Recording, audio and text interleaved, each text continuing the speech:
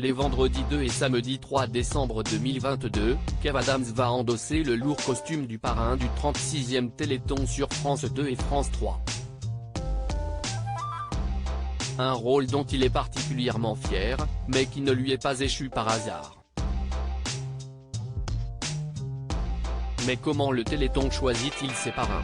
C'est le vendredi 2 décembre 2022, à partir de 18h40 dans Tout est possible, sur France 2, que Kev Adams, soutenu par une légende du cinéma français lors d'une cérémonie des Césars, donnera le coup d'envoi des 30 heures de programme pour ce 36e Téléthon. Scènes suivront des émissions toute la journée, sur France 2 et France 3. Le samedi 3 décembre 2022, Maya Locquet, très engagée dans l'éducation de ses enfants, et Damien Thévenot, qui s'entend très bien avec Thomas Soto malgré les rumeurs, présenteront un télématin spécial. Ensuite, des programmes se relayeront jusqu'à 21h, heure du début de la soirée spéciale, la grande fête du Téléthon.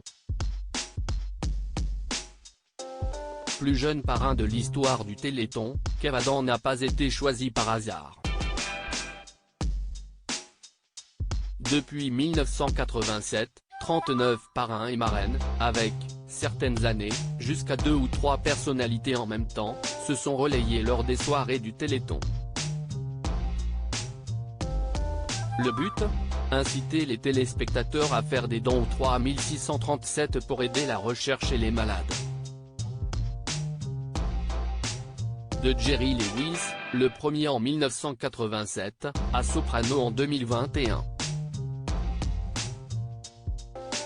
Par qui et comment sont choisis ces prestigieux parrains?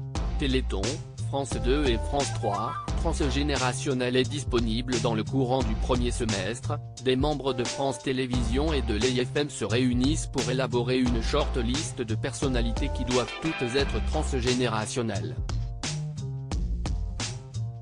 C'est une des premières conditions, nous a confié Yannick Létranchant, producteur du Téléthon pour France Télévisions. C'est le cas cette année avec Kev Adams, le plus jeune parrain de l'histoire du Téléthon.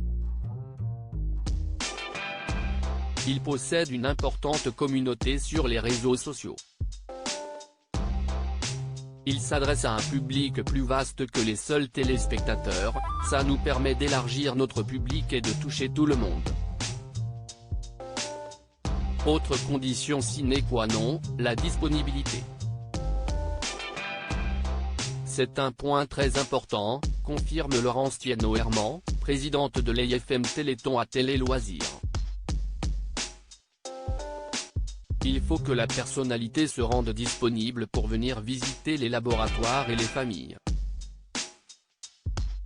Ce n'est pas juste une conférence de presse et une émission, c'est un parcours de rencontres dans les semaines qui précèdent le Téléthon. Téléthon, France 2 et France 3, Kev Adams curieux et humain des parrains disponibles et qui n'hésitent pas à revenir en tant qu'invité, il y en a, à l'instar de Pascal Obispo, encore investi cette année avec un concert. Kev Adams, lui-même, n'en est pas à sa première participation à l'événement. Le plateau du Téléthon a été l'une de mes premières télévisions, nous précise-t-il. C'était en 2009. J'étais hyper impressionné mais déjà très fier d'y être. Car l'acteur prend son rôle de parrain très au sérieux et s'est déjà énormément investi. Quand on m'a proposé d'être le parrain, j'ai dit oui avec plaisir.